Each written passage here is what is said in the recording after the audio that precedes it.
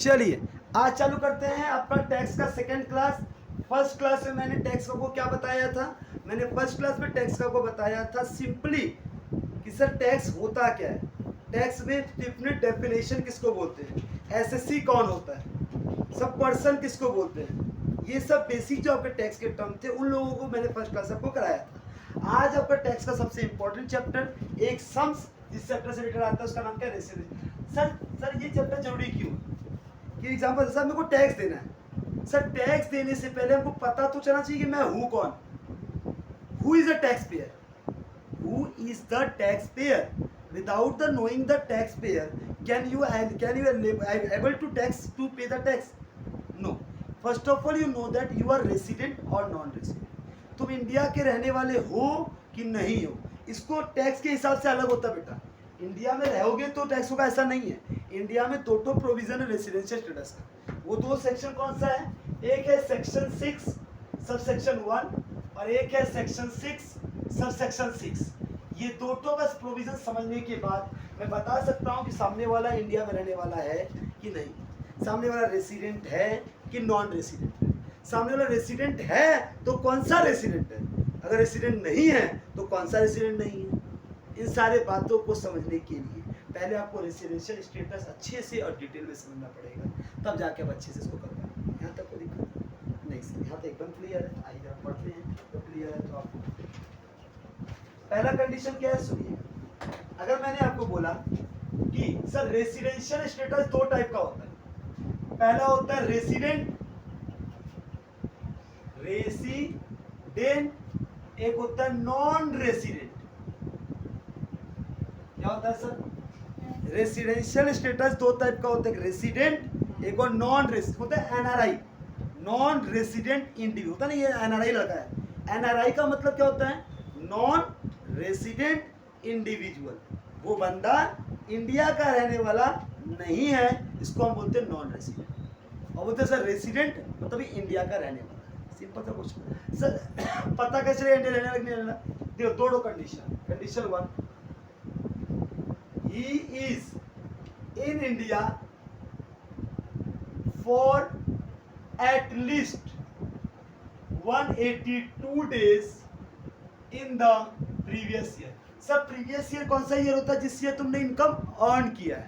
Assessment year कौन सा year है? जिस साल तुम टैक्स पे करोगे। तो सर जिस साल आप इनकम अर्न कर रहे हैं उस साल वो बंदा जिसका रेशो बात कर रहे हो, अगर 182 डेज से ज्यादा दिन एटलीस्ट मतलब कम से कम 182 दिन इंडिया में रहा गया, 182 इंडिया में रहा है तो वो क्या कहलाएगा? रेसिडेंट। नहीं रहा तो नॉन रेसिडेंट।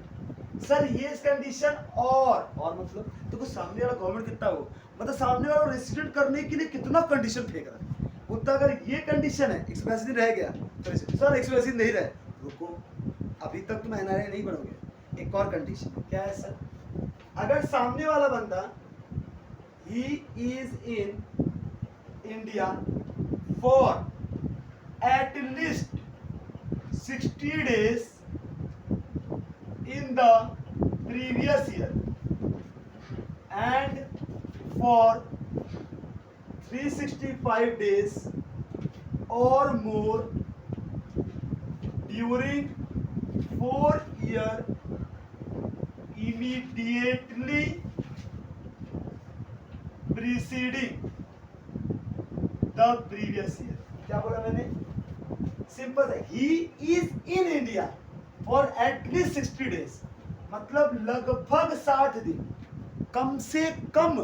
सब प्रीवियस ईयर में 162 नहीं रहे ना, कम 60 दिन तो रहे होगे। हाँ सर 60 तो रहे थे, 100 दिन रह गए थे, 162 नहीं रहे थे। रेसिडेंट नहीं है क्या? नहीं बेटा, यहाँ और है। दोनों में से कोई एक भी कंडीशन अगर सेटिस्फाइड कर जाएगा तो रेसिडेंट कहलाएगा। ठीक है सर, इस साल 60 दिन रहे थे, हाँ 60 रह गए थे।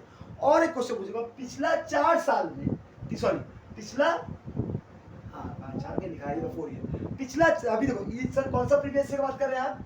मान लीजिए प्रीवियस ईयर मेरा 2023-24 है, प्रीवियस ईयर 23-24, इसमें तुमने 100 दिन रहा और इसको छोड़कर लगातार इमीडिएट वर्ड है ना, इमीडिएट लगातार 4 साल मतलब 2022-23, 2021-22, 2020-21, 19-20 हो गया। इन 4 साल में जोड़कर अगर 365 दिन, कितना दिन, 365 दिन रह गया तब वो क्या कहलाएगा, resident, otherwise non resident. Clear है? ऑर्डिनरी ऑर्डिनरी कुछ सीखा, इसे याद रहेगा बेटा, दो कंडीशन याद रहेगा तो पूरी एग्जाम में क्वेश्चन डायरेक्टली आएगा। Right the residential status statement, क्या लिखेंगे आप, सिंपल समझिए। कौन सेक्शन बेटा, 1। अभी 6(1) पढ़ा रहा हूं, क्या बोला, रेसिडेंट है कि नॉन रेसिडेंट है। जब मेरा मुंह से ये निकलेगा रेसिडेंट कि नॉन रेसिडेंट, तो बोला 6(1) आपको बताता है कि रेसिडेंट है कि नॉन रेसिडेंट। सर रेसिडेंट होने के लिए 2 कंडीशन, दोनों में से कोई एक भी अगर कर लिया तो वो रेसिडेंट है, अदरवाइज ये नॉन रेसिडेंट है। क्या 2 कंडीशन है सर, पिछला साल में, प्रीवियस ईयर में, जिस साल आप इनकम अर्न करो उस साल में 182 डेज अगर इंडिया में आप रह गए हैं तो आप रेसिडेंट है, नहीं रहे हैं तो नॉन रेसिडेंट। सर अभी नॉन रेसिडेंट बोल मत दीजिए, सर पिछले साल में सर 60 दिन से ज्यादा दिन रहे हो और पिछले 4 साल, मतलब जिस साल से पिछले लगातार 4 साल में लगभग 365 दिन रह गए हो, सबको जोड़कर, इन सबको जोड़कर 365 दिन रह गए हो तो तुम क्या कहलाओगे, रेसिडेंट। अदरवाइज याद रहेगा, कोई दिक्कत, कोई प्रॉब्लम, बस यही कॉन्सेप्ट आपको याद रहेगा, एकदम क्लियर। इसको कॉपी कर लीजिए। आइए सर, ये एक्सेप्शन का मतलब क्या होता है, अभी जो सेक्शन 6 सबसेक्शन 1 आपने बताया, सर वो रेसिडेंट है कि नॉन रेसिडेंट है। इसके लिए 2 कंडीशन क्या बताया आपने बताया कि सर वो पिछले साल में, प्रीवियस ईयर में, जिस साल आप टैक्स निकाल रहे हैं उसको हम क्या बोला, असेसमेंट ईयर। प्रीवियस ईयर में जिस साल आप इनकम कर रहे हैं, अगर प्रीवियस ईयर में 182 दिन रहे हैं तो रेसिडेंट है, नहीं रहे हैं नॉन रेसिडेंट। दूसरा क्या बोला मैंने, सर पिछले साल 182 नहीं रहे, कोई दिक्कत नहीं है, 60 दिन रहे थे, हाँ सर, और ठीक उस साल को छोड़ के लगातार 4 साल में 365 दिन रह गए थे, हाँ सर, तब रेसिडेंट कराएंगे, तब नॉन रेसिडेंट नहीं करेंगे, नहीं रहे थे नॉन रेसिडेंट। लेकिन सर जो 60 दिन का जो केस है ना, ये केस नंबर 2 जो है वो आपका एक्सेप्ट हो जाएगा, और इन सारे केस में वो चेक किसको करेगा, केवल केस 1, मतलब 182 दिन। तो क्या है, इन द फॉलोइंग, पहले लिख लो, when an Indian citizen leaves India during the previous year for employment or business outside। Sir ये क्या बोला, सुने आप, पढ़िए खुद बोलेगा, कितना बड़ा बोला है। When Indian citizen, sir India में रहने वाला बंदा, सब पिछला 4 साल इस वजह में तो रही होगा, अगर हम इंडिया में रहने वाला ही बंदा है और पहली बार इंडिया से बाहर जा रहा है जॉब के लिए, और इस साल मान लो जनवरी में 2 महीना रह गया, मेरे को 5 अप्रैल में वीज़ा मिला, अप्रैल में ये वीज़ा मिला, हाँ जाने के लिए, और आप बोलेंगे इस साल 60 दिन रहा, हाँ 60 दिन रह गया हम इसमें, पिछला 4 साल, अरे भैया हम तो इंडिया में रहता था, तो हम फंस गए रेसिडेंट टैक्स में। अगर हम क्या बोल रहे हैं सर, अगर इंडियन सिटीजन है, इंडिया छोड़ के जा रहा है, किस लिए जा रहा है, during the previous year for employment के लिए, बाहर काम करने के लिए, या तो बिजनेस करने के लिए, इस केस में तुम केस नंबर 2 को मत देखना, 60 दिन वाला, तब तुमको क्या चेक करना है, ओनली 182 डेज एप्लीकेबल। अगर आप सामने बोला sir leave India for employment और बिजनेस पर्पस, तो डायरेक्टली बोलना सर केस 2 60 दिन चेक ही नहीं करना, वो क्या चेक करना है, 182 दिन रहा तो रहा, नहीं तो नहीं रहा। When an Indian citizen leave India during the previous year as a member of crew of an Indian ship, मैं सर कौन हूं, अगर crew member of Indian ship हो, जहाज जो समुद्री यात्रा से जाने वाले जो व्यक्ति होते हैं, वो समुद्र से जो समुद्र से कोई सामान इधर उधर ले जाने वाला क्रू मेंबर हो, उस समुद्र का एक मेंबर हो, या मैं तो पायलट हूँ, जहाज चलाने वाला, कौन जहाज चला, समुद्र में जहाज चलाने वाला शिप, या तो उसमें जॉब करने वाला कोई आदमी हो, तो मैं अलग अलग कंट्री में तो वहाँ रहता ही हूँ 15-20 दिन 60 दिन के लिए, तो फंसा देंगे आप मेरे को, मैं 5-6 कंट्री का हो जाऊँगा रेसिडेंट और सब में से टैक्स मांगने लगेगा। तो जहाँ क्रू मेंबर का बात हो जाए, अगर कोई बेटा सारा छूट किसको मिलता है, इंडियन सिटीजन को, क्योंकि आप इंडिया में टैक्स का बात कर रहे हैं ना। अब वैन अगर तुम इंडियन सिटीजन हो, तुम इंडिया में रहते थे, लीव इंडिया, तुम इंडिया छोड़े हो ड्यूरिंग द प्रीवियस ईयर, इस साल ही छोड़े हो, सब 5-6 साल पहले छोड़ दिए थे, तब तुम टैक्स में आ जाओगे, इस साल ही छोड़े हो, तो पिछला 5 साल तो होगा, पिछला 4 साल देखो वहाँ तो फंस रहे हैं ऑलरेडी में। और इस साल मान लो इस साल जब मैं अमेरिका में शिफ्ट हो गया काम के लिए, अमेरिका का शिफ्ट से इंडिया में आया बिजनेस करने के लिए, अमेरिका में शिफ्ट हुआ है, और 7 दिन यहाँ जहाज कहीं रुक गया, इंडिया क्रॉस नहीं किया, इंडिया में घूम गया, दिल्ली मुंबई से नहीं घूमता रहेगा बिजनेस करते करते, 7 दिन रह गया तो टैक्स मांग लेगा मेरे से। तो इस वाले केस में भी मैं क्या मानूंगा, 182 दिन। अगर हम प्रीवियस ईयर में मतलब इस साल में ही इंडिया छोड़ा है, उसके पहले इंडिया में रहता था हमेशा, तब तुम्हारा ये केस को हटा के 182 ठीक करेंगे, याद रहेगा। Third and last question, example sorry, when an Indian citizen or a person of Indian origin come to visit India। अगर मान लो एक इंडियन सिटीजन है, वो बाहर कहीं काम करता है, वो इंडिया में क्या करने आया, विजिट करने आया, इंडिया घूमने आया, परिवार से मिलने आया, परिवार के साथ खेलने आया है, हाँ, तो वो उसके केस से भी हम 182 चेक करेंगे, उसके केस से हम वहाँ पे 60 चेक नहीं करेंगे, ठीक है। इट्स टोटल इनकम 15 लाख से ऊपर होना चाहिए, इसका टोटल इनकम 15 लाख से, जो बंदा आया है अमेरिका से या दूसरा कंट्री से, उसका टोटल इनकम 15 लाख से ऊपर होना चाहिए। 15 से कम तो बात ही खत्म हो जाएगा, क्या टैक्स लेने बात करेंगे। साल में 15 लाख रुपये कमाना चाहिए। इंडिया से बाहर जा रहा हूँ तो कमाऊंगा लाख से ऊपर ना आराम से, तो इंडिया में क्यों काम नहीं करूँगा। तो अमेरिका स्विट्जरलैंड कहीं काम करने जा रहा तो 15 लाख रुपये मेहनत कमाऊँ कमाऊँगा, अदरवाइज क्या फायदा काम करके, वहाँ जाकर लेबर काम करूँगा। 25,000 तो इंडिया भी दे रहा है।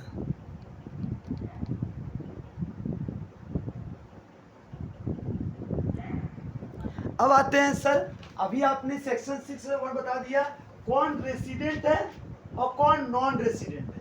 जो नॉन रेसिडेंट है बात वहीं खत्म, जो इस कंडीशन को सेटिस्फाइड नहीं करेगा वो नॉन रेसिडेंट, बात वहीं खत्म। सर रेसिडेंट है तब इसके आगे क्वेश्चन पूछेंगे, हाँ सर अगर सामने वाला 182 दिन इंडिया में रह गया तब मैं उससे एक और पूछूंगा, सर किस तरीके के रेसिडेंट हो, ऑर्डिनरी रेसिडेंट हो कि नॉन ऑर्डिनरी रेसिडेंट हो। इसका नाम है ROI, resident and ordinary resident. इसका नाम क्या है, RNOR, resident non ordinary resident. ये रेसिडेंट तो है, ये ऑर्डिनरी रेसिडेंट है, ये रेसिडेंट है लेकिन ये ऑर्डिनरी नहीं है, नॉन ऑर्डिनरी। इसका मतलब समझाता हूँ, ये वाला बंदा इंडिया का ही आदमी है, ये तो इंडिया का प्रोडक्ट है, तो ये ऑर्डिनरी होता है, हर साल रेसिडेंट कराएगा। ये बंदा ना फंस गया, इस बार चक्रव्यूह में फंस गया है, इस साल वो टैक्स दे देगा, ना अगले साल हो सकता है कि ये रेसिडेंट नहीं हो, क्योंकि 365 को टच कर दिया एक बार। कभी बात कभी फंस जाने वाले बोलते हैं नो, ये और हमेशा रहने वाला नहीं है। कभी इसके लिए क्या कंडीशन है सर, देख लेते हैं कौन हमेशा रहने वाला है, कौन हमेशा रहने वाला नहीं। मेरा कंडीशन लिख लीजिए, ही मस्ट बी, इसमें एंड है बेटा, क्या है, ये दोनों का दोनों कंडीशन होगा तब ये क्या कहलाएगा, ROR। दोनों में से कोई एक कंडीशन को ब्रेक कर देगा, क्या पहुंच जाएगा ये RNOR। और ये कौन है, NR, इसको मैं NRI बोलते हैं, NRI लगा है, और टीवी सुनते हो गए NRI का मतलब क्या होता है, इंडिया के बाहर रहने वाला, बाहर वो क्या काम कर रहा है उससे मतलब नहीं। पहले वो टॉयलेट साफ करता है। हाँ बस वो एनआरआई है, बस वो एनआरआई है। He must be resident. He must be resident of India. He must be resident of India. He must be resident of India. ये देखिएगा, ये कंडीशन क्या है? He must be resident of India for at least 2 years out of 10 preceding year. पिछला 10 साल में, पिछले 10 साल में 2 साल कम से कम 6-1 का कंडीशन होना चाहिए। ये रेसिडेंट का ये कंडीशन, मतलब पिछला 10 साल में कोई भी 2 साल वो इंडिया में अगर रह गया होगा 182 दिन कम से कम, तो क्या कहलाएगा? ये रहना चाहिए। दूसरा, पिछला 7 साल में 730 दिन। अगर ये दोनों कंडीशन सेटिस्फाइड कर रहा है, मतलब वो सोच रहा है 10 साल में इंडिया में रह रहा है, 7 साल से 730 दिन इंडिया में रह रहा है, 100 दिन करके, तो वो तो इंडिया तो जम गया है ना उसका पैर। तो जब पिछला 7 साल से इंडिया में बिजनेस कर रहा है, 700 दिन, वो भी हर दिन 100 दिन से ऊपर, हर 100 दिन से ऊपर, मतलब लगभग 5-6 महीना घूम रहा है इंडिया में। मतलब वो इंडिया का ही आदमी है, कहा दिखा रहा बाहर का आदमी, वो इंडिया बाहर घूमने जा रहा है, वो इंडिया का है, तो उसको हम क्या करेगा? और जो इस कंडीशन को सर्टिफाइड नहीं कर रहा, तो वो भैया वो फंसा बेचारा। इस साल वो 182 दिन फंस गया है, लेकिन पिछला उसका बैकग्राउंड इंडिया वाला नहीं है, तो वो क्या कहलाएगा? RNOR। इस साल टैक्स दे दो, इस साल तुम टैक्स इंडिया में दे दो, अगला साल 182 से कम रहना इंडिया में, निकल जाना जल्दी पहले ही। हाँ, तुम यहाँ तुम क्या कहलाओगे? NRI कहलाओगे। क्लियर है? क्या ये दोनों कंडीशन दिमाग में याद रह पाएगा आपको?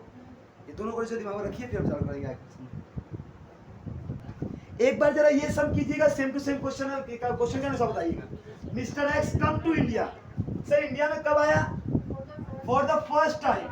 सर इंडिया आज के पहले था, ये फर्स्ट टाइम आया है, तो इसका मतलब सर ये ROR RNOR की बात पूछिए मत। ये अगर पहला कंडीशन सेटिस्फाइड करता है तो रेसिडेंट कहलाएगा, नहीं तो सीधा नॉन रेसिडेंट कहलाएगा। ठीक है, क्योंकि 7 साल तो बाद छोड़ दो, पहली बार इंडिया आया है, 7 साल बात ही मत कीजिए आप। कब आया इंडिया में? 1/7/2022 को 2 बजे आया। सर वो रात को ना 11:50 भी एंटर करेगा ना, उस तारीख को वहां पकड़ लेगा। कितना बजे आया इंपॉर्टेंट नहीं है, कितने तारीख को आया वो तारीख को एक दिन पकड़ लेंगे आप। और लीव इंडिया का छोड़ दिया 30/12/2012 को। सर 1:45 छोड़ा, कितना बजे छोड़ा मतलब नहीं है, 22 है, सॉरी प्रिंटिंग। अब बोलिए सर, जुलाई के महीना में कितना दिन होता है घूमने में गिनिए? जून, जुलाई, जनवरी, फरवरी, मार्च, अप्रैल, मई, जून, जुलाई, 3 से गिनना है बेटा। जुलाई के महीने में 31 दिन, अगस्त में भी 31 होता है, सितंबर 30, अक्टूबर 31, नवंबर 30, दिसंबर 30 ही रहा है, तो कितना हो जाएगा सर? 1 2 3 4 5 6 6 18 183 दिन। कितना दिन? टैक्स नहीं भरेगा, रेसिडेंट है। कौन सा रेसिडेंट है? Non ordinary resident. क्यों सर? क्योंकि 6 सबसेक्शन 6 को तो कर ही नहीं पाएगा, कि पहली बार इंडिया आया। पिछला 7 साल में 7 दिन रहा होगा, पिछला 7 साल में क्या 7 दिन रहा? पिछला 10 साल में कोई 2 साल रहा? पहले नहीं रहा, तो क्या बोलोगे? अब पूरा दोनों प्रोविजन लिखोगे, पहले एग्जाम में क्या करो, दोनों प्रोविजन लिखोगे। एज पर सेक्शन 6 सबसेक्शन 1, हाँ 180 क्या नाम है, ये क्या है? रेसिडेंट है। कौन सा रेसिडेंट? Non ordinary resident. तुमको एग्जाम में क्वेश्चन आएगा 10 मार्क्स का, तो आपको करना क्या है? डे काउंट करना है, फिर दोनों सेक्शन के पूरे प्रोविजन को लिखना है, दोनों कंडीशन को, फिर दोनों कंडीशन को बोलोगे सर इसमें रह गया 182 दिन से ऊपर, तो ये रेसिडेंट है।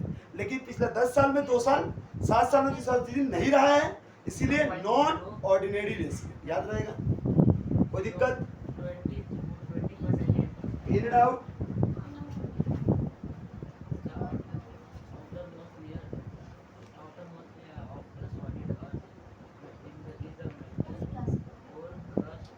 बोले इसे निकाल पाएंगे आप? इस तरीके से निकाल के गिन के कर पाना में कोई दिक्कत है आपको? मैं केस 2 बढ़ जाऊं, केस 2 बढ़ूंगा, इसी तरह सब दे दूंगा आपको बनाने के लिए, ट्राई कीजिएगा। अभी सुनो, ये केस वन है, एक और केस है सर। अब टैक्स लायबिलिटी की बात कर लेते हैं। दो तरीके में से कोई एक सम्स आता है, कौन सा आएगा मेरे को नहीं पता। एक तो ये आ सकता है, ये कहानी दे देगा, बोले वो रेसिडेंट है कि नॉन रेसिडेंट है। रेसिडेंट है तो कौन सा रेसिडेंट है ये बताइए, 10 मास का ये आएगा। एक तो ये बोलेगा बहुत सारा तुमको इनकम देगा। अब बोलेगा बताओ इसमें ROR या RNOR या NR, इसमें से कौन कौन टैक्स देगा इस इनकम। समझा रहा है? अब इतने सारे इनकम में ये टैक्स कब देगा, ये कब देगा और ये कब देगा। पहला question,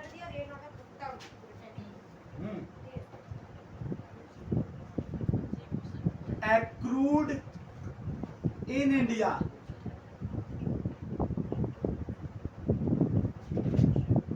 received in India,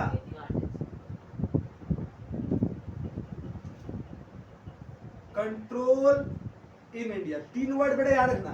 accrued का मतलब भारत की नहीं, वो नहीं, एक्रूड इंडिया। एक्रूड इंडिया में किया आपने जो इनकम अर्न किया वो इंडिया की भूमि से, मतलब इंडिया में आकर ये IPL वाले क्रिकेट खेले हैं। इंडिया में आकर क्रिकेट इंडिया की भूमि से कमा रहे हैं। पैसा कहाँ से कमा रहे हैं? इंडिया से। अगर इंडिया से कोई भी एक्रूड इन इंडिया होगा, तीनों tax. Sir received in India, पैसा इंडिया में मिल रहा है तो भी कौन देगा? तीनों।